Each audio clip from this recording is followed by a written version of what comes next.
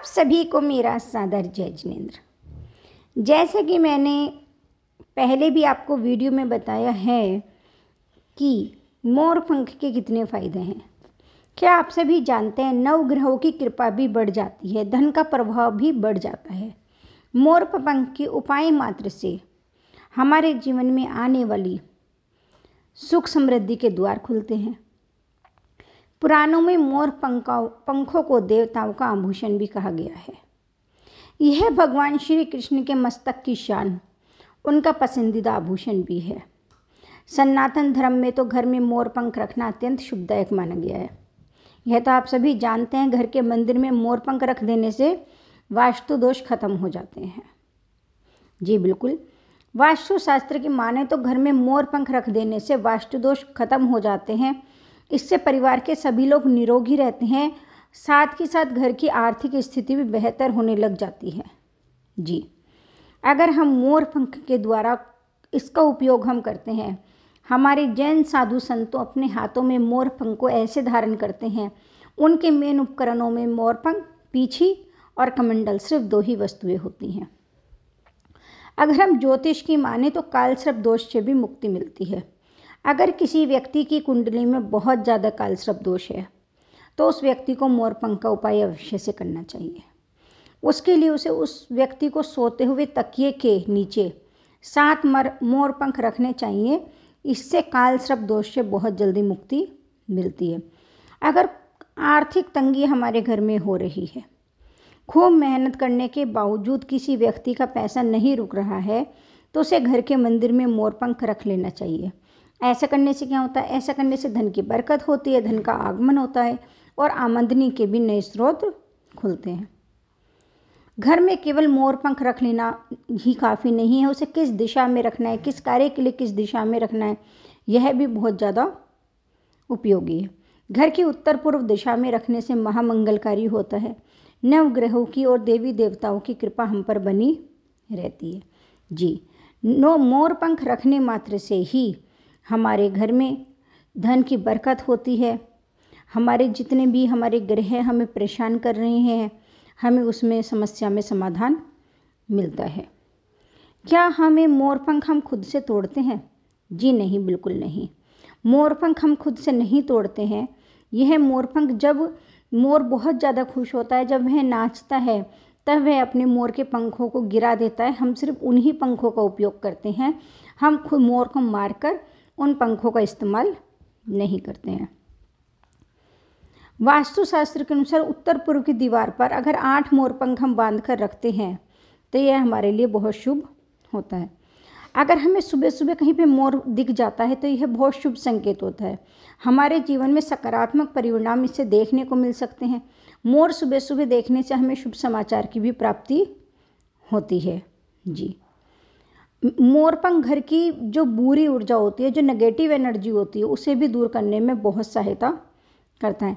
अच्छे परिणाम प्राप्त करने के लिए व्यक्ति को अपने घर के दरवाजे पर मोर पंख लगा देने चाहिए। जी, मोर पंख होने से हमें कोई भी आर्थिक हानि नहीं होती है। इसके परिणाम हमेशा पॉजिटिव ही रहते हैं। हमें बिल्कुल भी यह नहीं सोचना चाहिए कि मोर पंख से हमारे घर का भाग्य में कुछ कमी आती है या हमने इसे किस दिशा में रख दिया है कि हमें इससे कोई दिक्कत ना हो जाए। तो ऐसा नहीं है।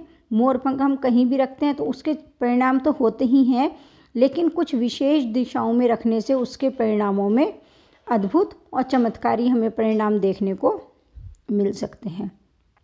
अगर हमारे घर में बहुत ज़्यादा नज़र दोष है, बहुत ज़्यादा नज़र दोष है, तो भी हमें मोर पंख को घर के मुख्य द्वार पे इस तरह से लगाना चाहिए कि कोई भी आए जाए उसकी नज़र उस मोर पंख पे पड़े, जिससे हमारे घर में नज़र दोष जो होगी वह समाप्त हो जाएगी।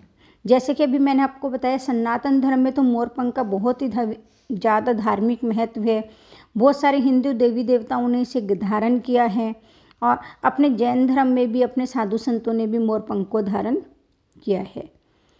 जी, मोर पंख का न सिर्फ हमारा धार्मिक महत्व है, ज्योतिष महत्व भी है। इससे घर में अमंगल दूर होता है, सिर्फ मंगल ही मंगल होता है। और अगर मोर पंख को हम दाम्पत्य जीवन में किसी की नज़र लग गई है तो मैंने आपको बताया अपने बेडरूम में भी हमें मोर पंख को लगा लेना चाहिए।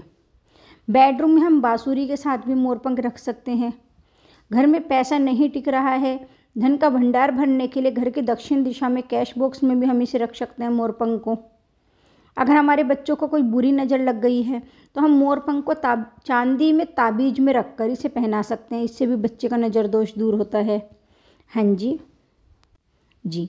कुंडली में अगर हमारे राहु दोष है तो शर्ट की जेब में भी हम मोर पंख रखना हमारे लिए बहुत शुभ फलदायी होता है। ऐसा करने से क्या होता है, ऐसा करने से हमारी किस्मत साथ देने लगती है और राहु दोष भी हमारा ख़त्म हो जाता। अगर हमारे बच्चे का पढ़ाई में कमज़ोर है, पढ़ाई में उसका मन नहीं लग रहा है, तो हम बच्चे की किताब में भी मोर पंख रख सकते हैं। यह करने से क्या होगा, यह करने से उसकी स्मरण शक्ति तेज हो जाएगी। मोर पंख को हमें किसी शुभ अवसरों पे ही खरीदना चाहिए, जैसे जन्माष्टमी या कोई सर्व सिद्धिदायक मुहूर्त है, अमृत सिद्धिदायक मुहूर्त है। ऐसे शुभ मुहूर्तों में भी हमें मोर पंख अपने घर में खरीद कर लेकर आना चाहिए।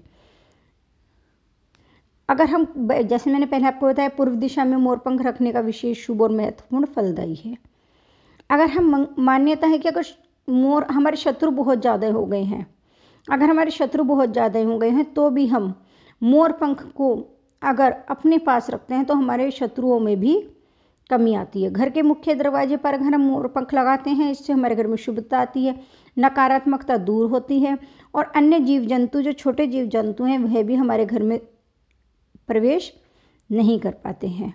जी, जैसे मैंने आपको बताया, मोर पंख हमेशा भाग्यशाली होता है, लेकिन हमें मोर को कभी भी परेशान नहीं करना चाहिए। किसी भी गलत तरीके से हमें मोर पंख को नहीं पाना चाहिए। असल में जब मोर नाचेगा, उड़ेगा, कहीं बैठेगा तो उसका पंख खुद टूट कर गिर जाता है। उस पंख को हम उठा सकते हैं, लेकिन अगर हम मोर को दुख पहुंचाकर, उसे तकलीफ़ देकर अगर हम तब उसके मोर पंख को लेते हैं तो वह मोर पंख हमें किसी भी दिशा में कैसा भी फल नहीं देगा और हमें ऐसा मोर पंख लेना भी नहीं चाहिए।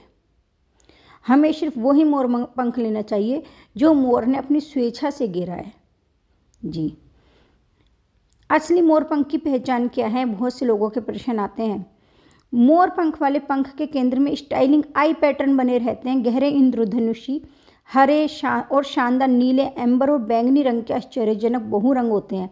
मतलब वो ओरिजिनल रंग अलग ही दिखाई देते हैं, क्योंकि मोर पंख जो है, मोर जो है वह भी आध्यात्मिकता का प्रतीक है और मोर पंख तो आध्यात्मिकता का प्रतीक है ही।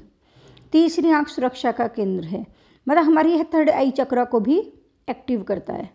इससे मोर पंख घर से बुरी ऊर्जा को ख़त्म करने में भी बहुत अच्छा साधन है। मैंने आपको पहले भी बताया कि घर में मोर पंख गेट पे लगाना चाहिए।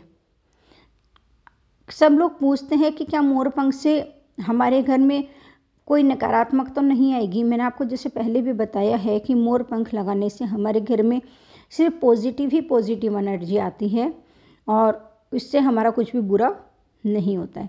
हमें अपने शयन कक्ष में, हम बच्चे को शयन कक्ष में पंखे पे भी मोर पंख लटका सकते हैं। आप देखेंगे कि 1 सप्ताह के भीतर ही बच्चे के अंदर कितने आश्चर्यजनक आपको परिणाम देखने को मिलेंगे। बच्चे के नेचर में आपको परिणाम देखने को मिलेंगे। मोर पंख बहुत महंगा नहीं होता है, यह बहुत 10 रुपये, 15 रुपये, 20 रुपये का आराम से हमें मार्केट में मिल जाता है। और अगर कभी किसी के घर में मोर आ जाता है उड़ के, तो यह हमारे लिए बहुत सौभाग्य की बात होती है, क्योंकि हिंदू धर्म में मोर बहुत ज़्यादा सुंदरता, समृद्धि और आध्यात्मिक जागृति का प्रतीक है। ऐसी बहुत अच्छी सुंदर रेमेडियो के साथ मैं आपसे मिलती रहूँगी। तब तक के सादर जय जिनेंद्र। मैं आपसे कहूँगी कि आप मोर वाला यह उपाय ज़रूर से करें, क्योंकि मोर वाले अगर हम उपाय करते हैं, इसके कोई नेगेटिव रिजल्ट नहीं है, इसके रिजल्ट पॉजिटिव हैं और इसके कोई भी साइड इफ़ेक्ट नहीं है, तो आप इसे अवश्य से करें। जी, जैसा, हाँ जी, मैंने आपको बताया ना, घर की नज़र उतारने के लिए मुख्य दरवाजे पे भी हम मोर पंख लगा सकते हैं। इससे हमारे घर में नकारात्मक ऊर्जा प्रवेश नहीं करेगी।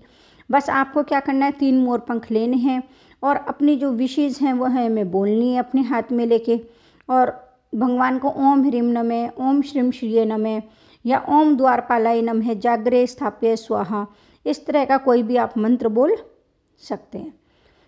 जय जिनेंद्र। आप तब तक के लिए मस्त रहें, खुश रहें, स्वस्थ रहें। मैं ऐसी छोटी छोटी रेमेडी के साथ आपसे फिर से मिलती रहूँगी। जय जिनेंद्र।